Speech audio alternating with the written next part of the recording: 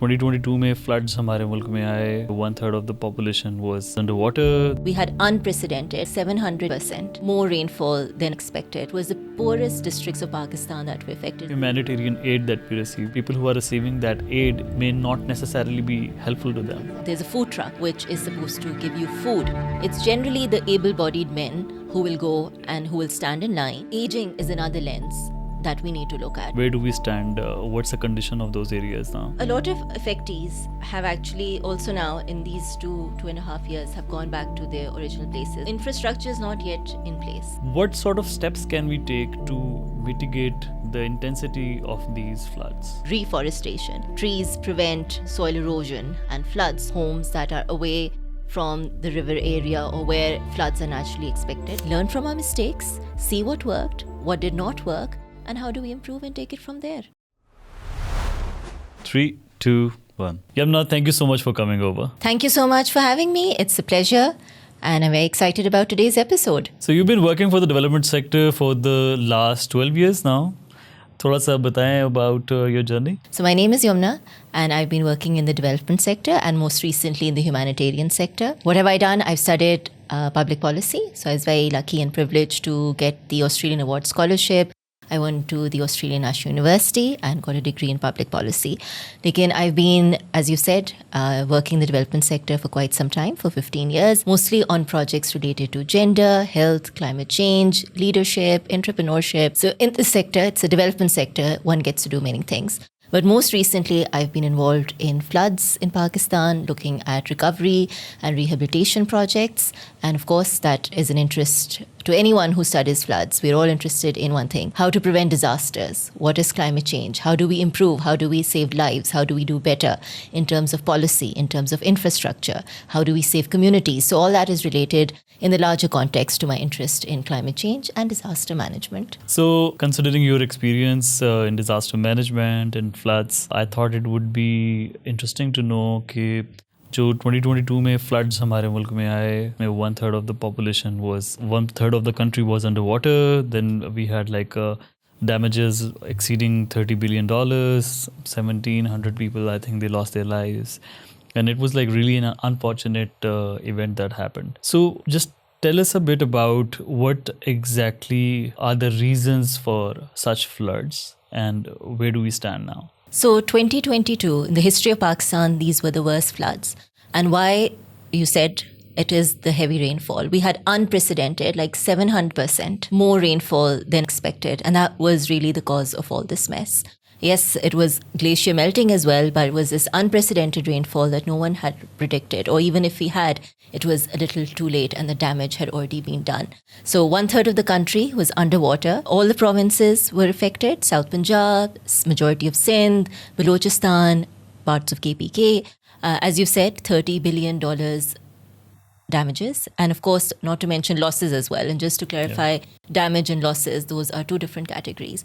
Not only that, human losses, loss of infrastructure, loss of agriculture, which is, the main survival of communities, or it's the main bread and butter of people in these areas. Livestock that went away.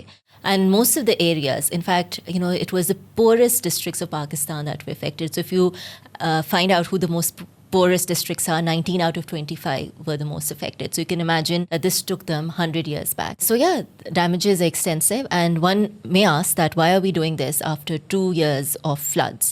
And why we're doing it is to learn what happened and what were the causes, what did we do, what did we do better, and what can we improve so that we prepare ourselves for the future. Of course, floods will come.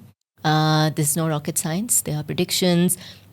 The way climate changes, you have irregular patterns of rainfall happening. Also, again, a lot of human error and man-made contribution is there as well. So that will all lead to floods. The best thing as humans, as we can do, is take this information, make rational decisions, better informed choices. That is why we are doing this program, to really go back in time, learn from our mistakes, see what worked, what did not work, and how do we improve and take it from there. Absolutely. तो मुझे थोड़ा सा बताएं कि like जो areas affected हुए थे वहाँ पर जो मिड टर्म इम्पैक्ट है वो किस किस्म का रहा है, like after 2 years now where do we stand, what's the condition of those areas now? So let's go in the beginning. This is August 2022, Yeah. where everyone knew floods were happening and they were going to happen as they do as a yearly practice. But no one really had thought that the situation would turn that ugly, and it just turned ugly in a matter of a few minutes. So the precedent says that you know something is going to happen bad, but it happened so fast that you're not prepared. This is what happened. बहुत तेजी से चीजें खराब हुई, and we were not prepared. So immediately what happened? Again, the loss of life. It's your home that has been swept away. Your animals have been swept away. You have nothing. Just imagine if water comes to your home.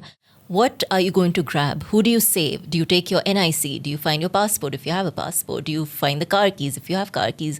Do you grab, one child, two child, your old mother? Who do you save? And when, of course, an emergency happens or disaster strikes or floods are there, you're not prepared. No one has, made their little emergency boxes or kits, right? Yeah. You just grab whatever you can. And sometimes it's just a human being that you grab and you're like, okay, let's just get out. Let's get out to safety. So where is safety? If you know the area, you would know what safety is and what are the zones that have been demarcated, or what are the higher grounds, basically, just in layman terms. So if you're lucky, you would know that. And if you're really bewildered and lost, you perhaps are just going to be left nowhere. So what happened? Again, because this came furiously, mostly it happened really at 3 a.m. at night. So people were half sleeping or they're just waiting for something to happen. So again, they were all out on the streets. Livestock was lost, animals were lost, homes were literally washed away. Yeah. And of course, roads were flooded or they had just simply disappeared. So you couldn't even go to safe areas. You just needed to have a boat or some sort of a machine or a mechanism or transport service to take you there. But again, in all this confusion, the only thing you have is just to save yourself at the end of the day. So initially, shelter, that's a priority. Food, warmth, safety, health, safe drinking water. Those are the main things that initially one person has to wonder about or you worry about is safe place, a warm place, which is not flooded by water. And then, of course, later is food. After food is like, okay, where are you going to go for the washroom? Where are you going to sleep at night? Are you going to sleep on just a pile of bricks and a mat? Are you going to sleep on the ground? But the ground is flooded. So what do you do? Yeah. Those are the initial, just imagine the situation. And just imagine if it happened to you. How would you prepare yourself? What would happen to you? And now just take this situation to the villages of Sindh and Balochistan and KPK and how unprepared they were, or how quickly it happened that they couldn't even fathom of what to do and gather their senses, and because it was in such an emergency situation. And we were discussing floods and how it impacts the people who are more vulnerable with Abia Karam few weeks ago. And she mentioned about how people with disabilities, they, suffer a lot. So as women and children as well. तो इसके बारे में कुछ बताएं? When we talk about vulnerable communities, it's women, it's children, it's old people, it's people with disabilities, it's transgendered. And again, in this group, there's a subgroup. So they're women, they are single women, they are divorced women, they are pregnant women, they are lactating women, they're different categories. So when you're talking about women, we have to look at the spectrum of women. Women of reproductive age, young girls who are in the reproductive age, you have to think about that. Older women, so a woman who is 34 or a woman who's 18 and a woman who's 65 or 70, they will all have different needs. And perhaps older women would also need to have an attendant. They would need someone to help them go to the washroom, someone to change their clothes. Just look at the dynamics of this. That this group of women, it's also very diverse. It is very unique in its own age groups and subset of problems. And then we talk about children. Are they infants? Are they toddlers? What age groups are they in? Have they been immunized? Are they being breastfed? All those factors have to play in when you're planning an emergency or disaster response. Older people, older men, older women, they have different needs. They have different ways to go to the washroom. They have just their whole subset of health problems are different from children and women. And then transgendered people, do they have protection? Are they safe? Do people in the communities accept them? Even in this hour of turmoil, how do we react to them? Minorities, that's another thing. That's also a vulnerable group. That how do we cater to minorities, especially in Pakistan and Sindh, where a lot of areas that were affected, they were Hindu majority areas. So did the attitude of people change while giving them help? Because let's face it, we are not the most tolerant nation, and there is a lot of still discrimination and perhaps misconceptions and perception and just overall intolerance with minorities. So In emergencies, do we set aside those differences, or do they come in the foreplay while you're giving humanitarian aid?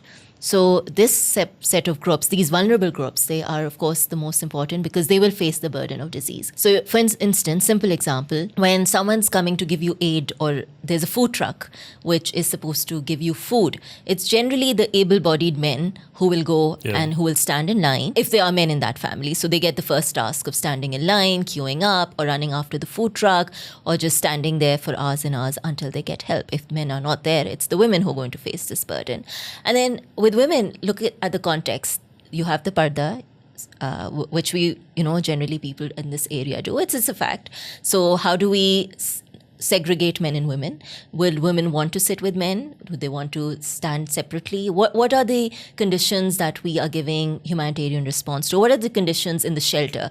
And that's a huge question that's come up, that when the flood happened and government set up these emergency shelters, which was basically just a camp with families and with basic charpais and beds, how were women kept safe, or what measures had been taken to keep women safe? Those are things to consider about. Did women have access to food, women's washroom needs, health and hygiene, wash? That's a very important topic here, because if you look at Sindh or the rural parts of the country, there's still human defecation, open latrines.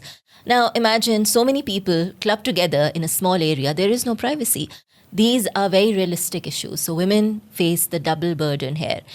Not only taking care of their families, the survivors that are there, also they're the ones who are going to cook food, they're going to do all those domestic chores, whatever they can in that area, and still be the primary caregiver of their family members, and face these other set of issues as well.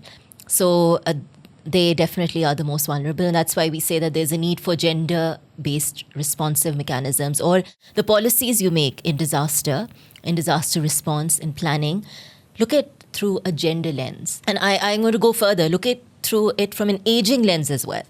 All of us are not going to be not all of us are teenagers anymore. In the next 10 years, we'll be in a different age group. And those people, from 20 will be 30, 40, 60, 70, 80. Each age group has a very different need. So aging is another lens that we need to look at. Not all able-bodied men and women can run to safety. What are the old people going to do? Someone in a wheelchair, how are you going to... They can't go by themselves. You would need an attendant. You would need someone to go with them or take them there with someone. So they can't do this on their own. So gender responsiveness is important, or looking at through a different lens is very important in this whole context and debate. I think there has been a lot of discussion on, amplifying this sort of learning that yes, women, children, people with disability, all these vulnerable people, they suffer more. But in terms of practical steps, मतलब 2 साल गुजरने के बाद, where do we stand? Did we just learn these things, or are we now resilient enough to do something about it if any such situation occurs again? So, is particular point pe, what's your experience has been? If God forbid, if any such situation occurs again, so do we have any different infrastructure or mindset in place in terms of protecting these vulnerable people? So I think every disaster has actually taught us different things. And even in this one, we did learn about these issues because this is not something new. This is not the first time I would be talking, or someone would be talking about protection and privacy and safeguarding. This is a topic that has been there ever since the advent of disasters. So it's a very humanistic approach. If you look at things logically, you would not find anything new and innovative. Right. It's also a matter of basic right and dignity and giving people help and aid in a dignified, proper manner. In the end, it's all about human rights as well. So what have we learned? Yes, we have learned to do some things better. I think government, civil society, activists, philanthropic organizations, all the organizations that participated in the relief efforts, whether they were big or small, whether they were mandated by the government, whether they were just a group of volunteers who decided that they need to do something, they have all actually learned something. So regarding vulnerable people, what we've learned is, yes, about protection. So when you build a camp or you give shelter to people, right, or you give aid to people, what do you look at? What are the human needs? What are the human needs of these people? Giving them aid in a dignified manner, making sure that areas are safe and accessible. Especially, I think another key lesson is about wash, health, hygiene. Right. There's a lot of debate about women who are going to give birth, so safe birthing places, women who are pregnant or women who have to breastfeed, giving them safe spaces and privacy within that very small camp, which is really a challenge to do when you have so many people cramped inside a small space just trying to survive.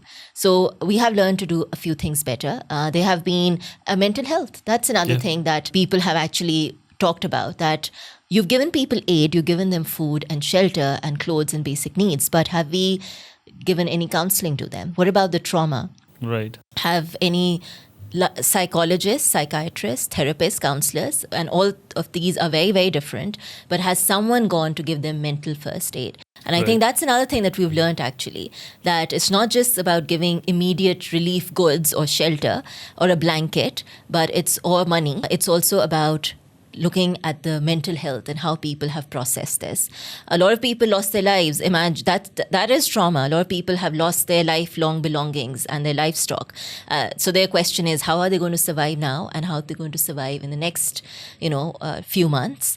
That needs a lot of healing, processing. Yeah. So mental health is one thing that we've learned. We've also learned how to work better. So you said there are different actors. You have civil society, you have your district government, you have the DDMAs, the district disaster management authorities, the provincial disaster management authorities, how they work together. You have, Department of Health and Department of Education, Department of Water. So within the government, there's a lot of collaboration and better coordination. And then within the development sector, the NGOs and humanitarian sector, there was better information sharing. In fact, it was the district government which was channelizing and telling all the NGOs that, you are going to pick these districts, you 5 organizations are going to work in these areas. So in terms of coordination, communication sharing, I think this has been a better response. We've also learned, in fact, there was also an app that the government was using and telling NGOs that whatever work that you're doing, whatever communities you're serving, please let us know and put that information on that app. Right. So in terms of data, being data-driven, evidence-based, those are things that we have improved upon. And so when it comes to humanitarian aid that we receive, because like in 22 के जो floods थे, उसमें we received a lot of humanitarian aid as well. So what is our learning in terms of its disbursement and the way we were able to use it? उसके बारे में कुछ बताएं? So when you compare to 2010, when the floods also came in 2010, and at that time we said that the worst. And so now we have a benchmark to compare 2022 to 2010. And the humanitarian aid that has come for this year is actually very less. The scope of the tragedy and the devastation and the loss and damage is so huge that humanitarian aid has just been able to cover very less percent of that, which would be like 8 to 10%. So there's a lot that has not been done. And of course, it's understandable and logical that you work within the resources that you have. So the government can't do everything. And that is why you had the humanitarian partners or INGOs and NGOs come in to support the government and the relief efforts. And that's how we were able to prevent more deaths and more greater disaster. But it was a collaborative effort. But one point to add here is that the humanitarian funding definitely was less compared to the actual need. And there are different reasons for that. It's the overall larger landscape of humanitarian funding. It starts with the pledges that different governments have made to Pakistan. It also starts with the different crises that are going on in the world. So of course, as a funding partner, as a humanitarian aid-giving agency, you would have to think, okay, is it floods? Is it something else? Like, which country do I pick and choose? Who do I help and choose? There are different reasons, actually, for the humanitarian aid shrinking. So, but in this context, one thing is that the aid came very less, but it was not badly coordinated. As I said, the government here was very quick in issuing no objection certificates or facilitating humanitarian and development partners in doing their work. So there was better coordination within the same sector as well. Now, let's say I'm an NGO that's working on, let's say, WASH or food, and you're also working on food and wash. So do we go in the same area? Do we choose a different district? Which villages would you go into? Which villages would I go into? So that inter-sector coordination, that also greatly improved at the district level, at the provincial level, and the national level as well.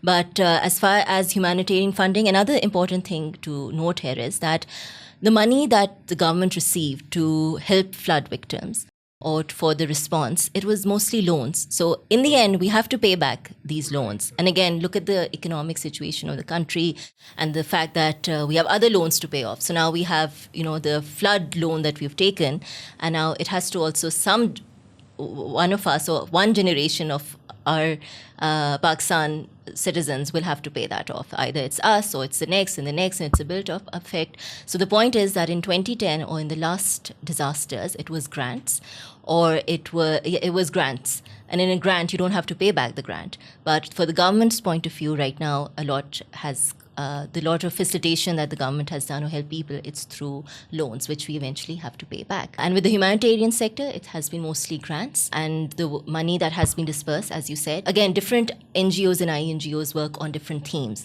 One really quick, effective way is to give cash, multi-purpose cash assistance, or cash assistance for food, which means we empower the individual, we give them the resources, and say, this is the money, now you spend it on whatever need you have. Many times we restrict it to food. That's called cash assistance for food only. Many times it's called multi-purpose cash assistance.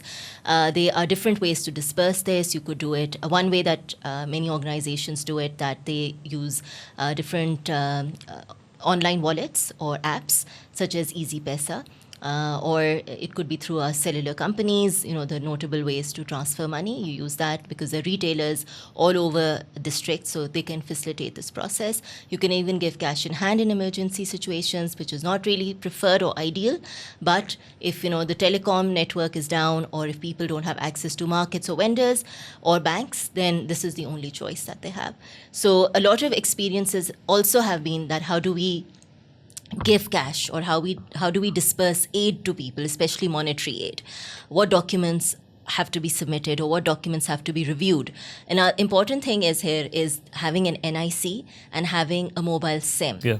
And a lot of people, first of all, they don't have it, especially women don't have CNIC. Yeah. Now, if you had it, it got washed away in the flood. So now what proof do you have? Right. You have a mobile phone, maybe you lost it, or maybe you don't have electricity, so how will you charge it? So how will that app work? If I say, let's go to a bank, you could say that, the banks are no more, or they're locked, or the area is waterlogged. Now, these are also the practical steps to consider while dispersing aid. And I talk about this not in the very larger context, but in the actual ground reality of what people face. So another thing is, I talked about cash assistance, and then you give items of relief like food and shelter. So very interestingly, there have been examples where a lot of NGOs or INGOs, they came up giving a food package that didn't even make sense for people. The food rations that you are making, will people eat that food? Are you giving them more wheat, more flour, more beans? Is it based on some international standard? Those are also practical things to consider. If you're giving people, let's say, a relief package, how many blankets does it have? How many set of clothes are you giving people? How many set of soaps are you giving people? And there are international standards that the humanitarian sector has set in, but are they being followed? That's the question mark. Some did follow, some didn't. Some are learning, some have improved on that. So when you come to disbursement of aid, there are different mechanisms that need to be considered. So इसका मतलब ये है कि like two flood affected areas, उसमें if certain standards are not met, तो फिर जो people who are receiving that aid may not necessarily be helpful to them, right? So when it comes to being more climate resilient, I'm sure like जो infrastructure का हमारा नुकसान हुआ उन areas में, दोबारा से अगर उसी standards के हम दोबारा से वही same infrastructure खड़ा कर भी लेंगे, तो there is a likelihood कि if we have similar floods, तो it would be washed away again. थोड़ा सा इसके बारे में बताएं कि when it comes to being more climate resilient, what do we mean by that? Do we need to place, better quality materials for the buildings or for the जो भी destruction वहाँ पर हुई है, for the houses and for all the infrastructure in terms of like roads and everything? तो उसके बारे में थोड़ा सा बताएं कि like now when we are in the phase of rehabilitation or reconstruction, तो what different are we doing now? So here's the question. Are we doing things differently? Right. That's the first thing that we need to ask. And then the next question is, what do we do different? Yeah. So there is good news that, yes, the communities and the government and stakeholders have learned their lesson, and the new infrastructure that is in the process, so that has been developing. People are focusing on climate smart infrastructure Yeah. or resilient infrastructure, which means that it can either withstand disasters or if a disaster happens is less damaged, because of course there is a possibility it could be damaged, but you want to minimize losses. That is the whole ideal thing. Either you avoid or you minimize. Those are the only things you can do. So in terms of community, they have also realized that, they can't make a pakka house. They have to make a kacha house, or one that is going to be washed away with mud, which it will be because floods happen. And it's a very natural process. People living there, they are pretty smart. They have indigenous knowledge, but they've also learned to adapt. And that is a part of, building better homes, building smarter homes or resilient homes that will cause less damage when the roof falls on your head. So it also means using local material that's available. No more those cement blocks. That is really going to kill people. So in terms of construction, if you talk about communities, because they face the more burden, they face the real threats. They are the ones who are at the forefront, who have faced disasters. So they are now thinking better. So it's also about a mindset change. When it comes to the government and what they can do, of course, building schools, building hospitals, that is not the job of people or civil society. It is their job. And so they're also having these conversations about better management, about better planning, using better material. But it is going to take time. You also have to understand those are great, smart buzzwords for me and you who are in a very different city. You also have to look at resources and what is available. Yeah. I think we also have to look at the realistic side of things. When you talk about construction, saying this is great on paper, it's great on research, it's very ideal. But you also have to see, is there an enabling environment at that area that gives them those options? Right. We talked earlier on. So it's not just about the resources, but availability of such things that are more useful. Exactly. Right. Because you see, everything is demand and supply. Yeah. There is a demand that's generated by the community. There is a need, but are there suppliers in that area? And when I say suppliers, not just the people who supply construction, but it's the other stakeholders. Is there a policy? What are the market mechanisms? What is the pricing? That's also important. People nothing is for free. They always have to spend money, whether it's the government or the people. But are those systems in place? So that enabling environment, that's also missing. But we're getting there. It will take some time. We are having those dialogues and conversations. But the result of those dialogues and conversations, it might take another few years. But as I said, that they have been lessons learned, so that next time we are prepared. But construction or reconstruction, retrofitting, that is definitely going on. Right. And it's not just floods. It's climate change also means droughts, scarcity of water. That's another thing. So when you don't have floods, there's shortage of water, heat wave.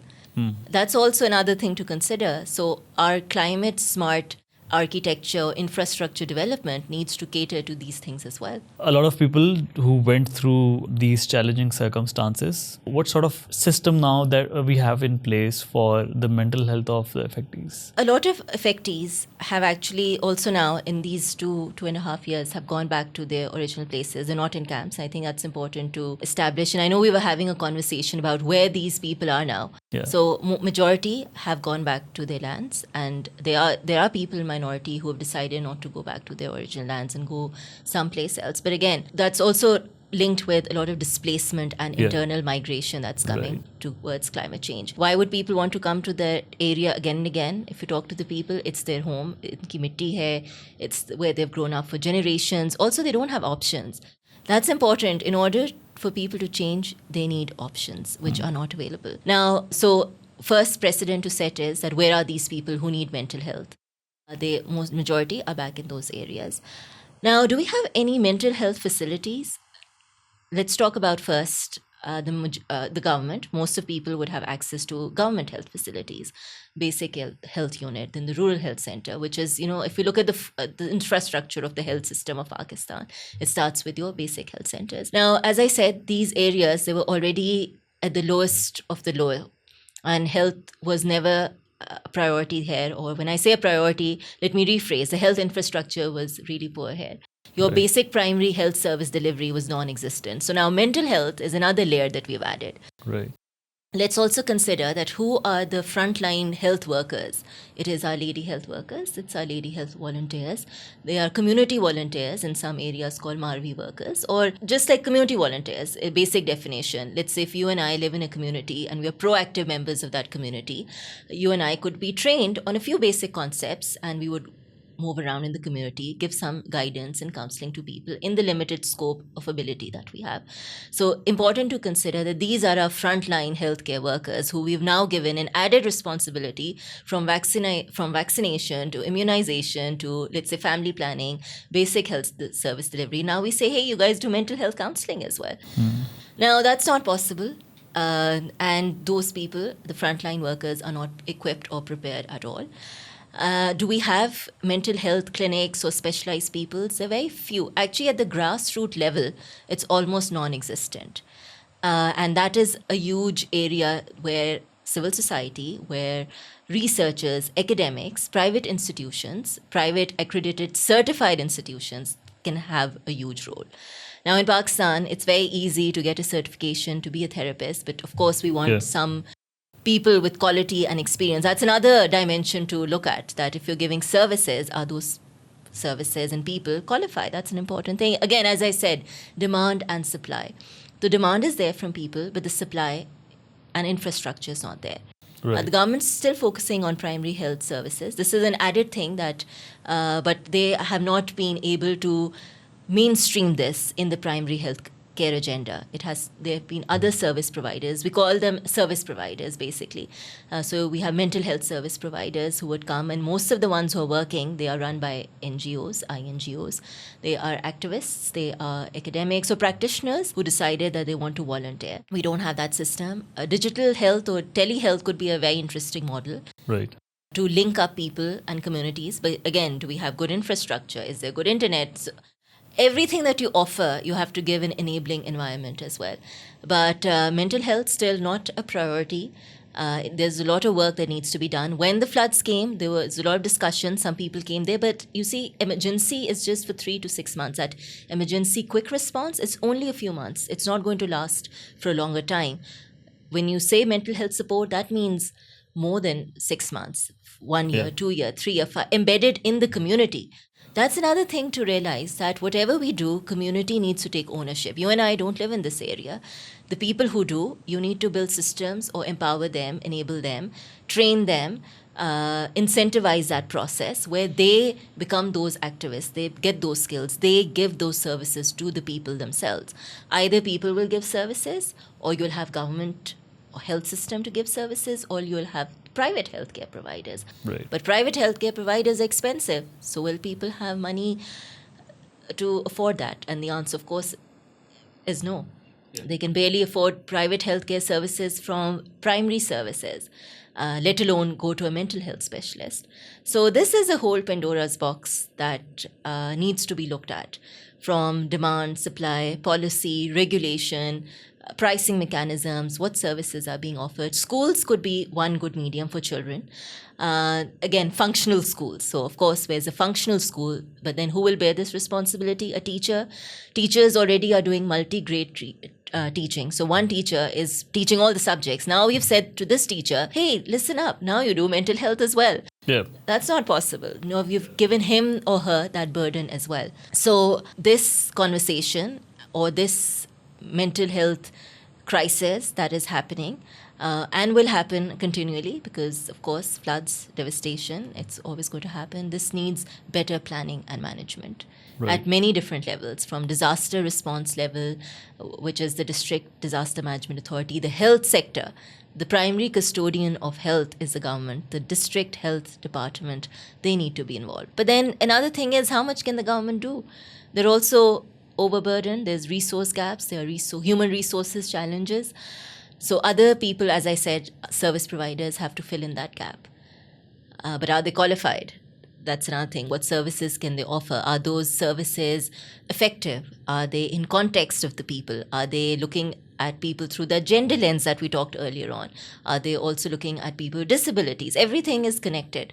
So to answer this question, it needs more dissection and analysis and a deep dive on how we are prepared to give better mental health services to people already affected.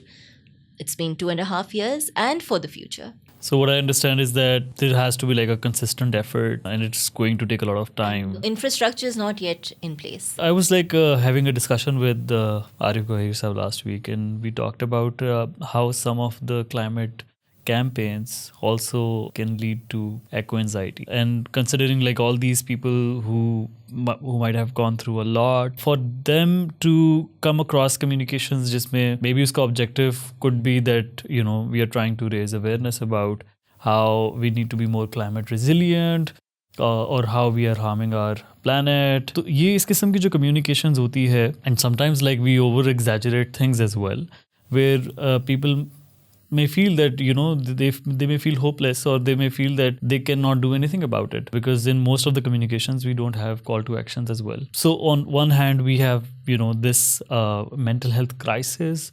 On the other hand, although like our intentions are good, we are trying to raise awareness, but at the same time we are probably like, rather than bringing any behavioral change, we are negatively affecting such people.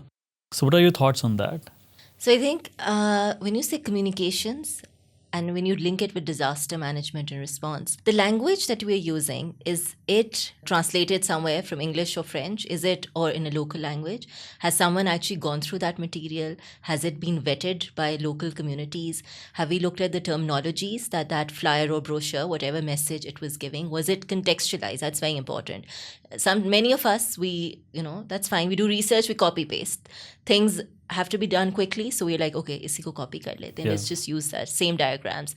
But have we seen our communications material? Is it culturally sensitive? Is it gender sensitive? What lens are we looking at it? Does it even make sense to the people that we're giving that? So one thing, before I answer your question, is to look at communication material in a very different angle and reassess everything. Also, another point, what is the medium of this information communication sharing? We love social media and Insta and TikTok, but of course these people won't have access to. So what are you doing? A basic flyer, radio campaign, that could work. Just using your local mosque or the worship center or the school just to make announcements. That's also a form of communications to look at, and very effective in terms of disasters. So radio has been also very effective. So to simplify your answer, that how is this communication material being developed? It definitely should have a action-oriented or a solution-oriented or factual or evidence-based information. Yeah. Because you want people to take action, but take the right action, right? You don't want them to panic, or you don't want that problem to turn into even a greater problem because of the misinformation that you have shared. There's misinformation, there's disinformation, they're two different things. So when it comes to communication strategies, I think just like we said that the mental health experts need to get together to figure out that Pandora's box, the communication specialists and people who are designing material, whether it's a brochure, a flyer, a documentary, or a campaign, whatever that is, they also need to come together and to really unpack that what is it that you're trying to say to people. Also ask people, what do they want? I think we rarely ask people what they want. That is the missing element here. That we just think that this is what we know and this is what we know best. Let's prescribe them. Ye goli khao tum, ye karo tum, aap ye karen, aap ye karen. But that's not true. Have we asked them as well? They probably would have the answers. So to answer your question here, more humanistic approach, action-oriented approach, that is needed here. Right. So I'm also now thinking, when you said, what sort of messages do we give people? One is, of course, safety, that, find safety. Early warning system, that's also communication is embedded in early warning system. That's also something to look at, that how is information being conveyed to people in that early warning system, which could have prevented many deaths, or which could have alerted people that, hey, seek shelter, or go to that particular area, help is there, or go to ABC district, help has come here, or someone is there who can take down your data, find your missing family members. So what sort of communication? Are we talking about disease communication? Are we telling them, hey, beware of mosquitoes and dengue, etc., etc.? Are we telling people that how do you boil water, or how do you make the water that's there, how do you purify it? How do you wash hands? What sort of information? Let's take 10 steps back and even figure out what information are we even trying to give them. Is it about nutrition? Is it about staying warm? Is it how do you protect yourself? So in all this, floods in this context, a lot of conversation has come up that it has to be contextualized, it has to be relevant, it has to be translated, it has to be vetted by the people. Those are important things to consider. One of the key things, again, is to remember, like, what is the objective of your communication efforts and if you're like reaching out to the right audience and like all the things that you mentioned. अच्छा, इसके अलावा मुझे आप ये बताएं कि like when it comes to अब जो floods हैं वो तो obviously we have this climate change और जो हमारा challenge है that is going to increase by every passing year. What sort of steps can we take to mitigate the intensity of these floods? Or what steps can we take to mitigate the impact and the damages? That's another way. And both answers are almost the same. Yeah. So we can analyze this question in different ways. One is at the community level, like what as a human being or as a layperson, what can you do? So one, of course, is one mitigation step is that build homes that are away from the river area or where floods are naturally expected. So that is your power. That is something that you or the village community can do. Again, safe spaces, safe structures, better structured, resilient structures or climate smart or disaster prone or proof better structures, basically, better infrastructure. So that is something that people can do. What can communities do? You can build banks. So there are projects where communities get involved and they help themselves. They donate their own funds, generate their own funds, and they build better protection walls or better dams. And when I say better dams, these are just smaller dams which communities can make themselves. But then again, okay, so what can the government do?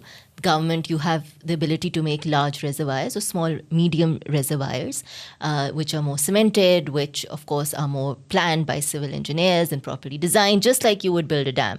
But that is what the government can do. So better infrastructure to save water, to store water. Basically, you just need a place to store water. Right. All that is coming in. That is what I'm trying to say in layman terms. That is one mitigation strategy. Another strategy that you could have is about early warning systems. Please inform people better this time, faster, use different mechanisms. That is another way where you could work on forestation. That is also very important. Plant more trees, just basic climate change knowledge here. How trees prevent soil erosion, how they prevent landfalls and land spills and floods. So governments can do that, communities can do that. So that's another area, forestation, reforestation. But question here is that due to droughts, are forests going to grow? Agriculture has been impacted. A lot of land is not cultivable anymore. That's also something to look at. Yeah. So where are you going to plant these forests? That's so, we've talked about, yes, planting trees is great, but where are those alternative areas? Where are those options that we've given people or the government? So those are some of the mitigation steps and strategies that you can take. At the policy level, now we have heard this word, the disaster management plan or the local disaster management plans, where you involve people, they sit together, they decide what are the evacuation points, they decide the early warning system, they decide that, the village has to have a committee. So when a disaster happens, we inform people that we, like as the village committee, informs people that there is a disaster, evacuate, or you give instructions. So on that note, at the policy level, we also have to look at whether the larger disaster management policy, which we do have, it works fairly well. And there's always, when there's a policy, the challenge is always implementation. So implementation at national level, provincial level, district level, and then at the community level. That's also the thing, that is the policy actually translated into some actionable plans and outcomes.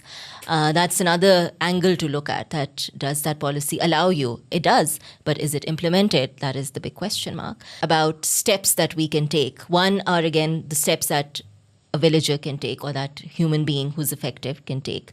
Not now to prepare yourself better for the future. And then you have communities as collectives that can take. And again, in communities, it's you have your different custodians of power. So you have your local representatives, you have people who perhaps have religious powers or people who could be an activist.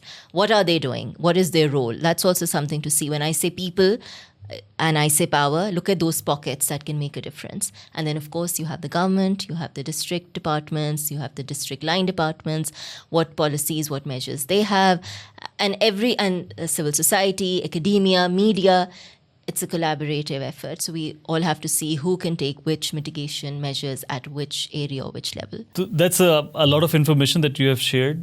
तो इसके अलावा भी अगर if anybody wants to get an access to some other resources, do you recommend any reports that one can go through? So in terms of policies, you have the climate change policy, just log into the Ministry of Climate Change of Pakistan. You can download it from there. You have the disaster management policy of Pakistan. So if you're interested in the policy side, those are very comprehensive policies. Right. If you want to read out about the assessments that were done, many organizations have conducted need assessment, which was the initial assessment that was done. UNDP has done it. So you can go to their website and download the UNDP need assessment report. That gives you a very good account on what are the priority needs of the area at that time, how many people lost their lives, where was the damage done, in which area, was it agriculture, livestock, health. They have got really good disaggregated data, and that has been endorsed by the government as well.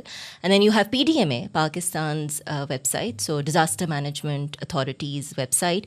They have been continuously releasing information weekly about the number of devastation that has happened and the number of people who were given relief. Right. So for both aspects, you can check out PDMA's website, and they had initially daily, then weekly, then monthly and quarterly reports. So that's a very comprehensive website from the government side to have a look at. Pakistan also had the Pakistan Flood Response Plan. So you could have a look at that, what Pakistan's vision is in terms of response and rehabilitation and recovery. So those are some of the websites that you could look at, and a lot of NGOs and INGOs who led individual responses as an organization. They conducted need assessments as well.